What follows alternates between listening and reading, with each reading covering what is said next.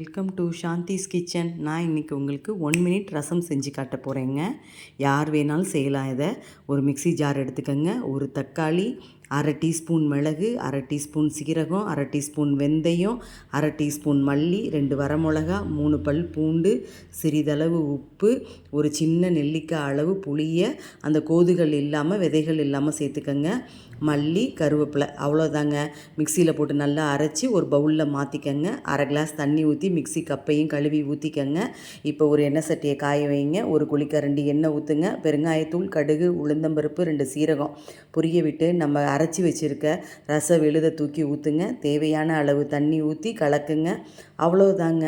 இப்போ ஓரக்கரைகள் கொதிச்சு வருது பார்த்திங்களா? இதோட நுரைச்சி வர்ற மாதிரி வருதில்ல, இந்த ஸ்டேஜே நமக்கு போதுங்க. மல்லித்தலைகளை தூவி அடுப்பை ஆஃப் பண்ணிடுங்க. ரசம் ரொம்ப கொதிக்கக்கூடாது. சூப்பரான சுவையான மணக்க ரசம் ரெடி.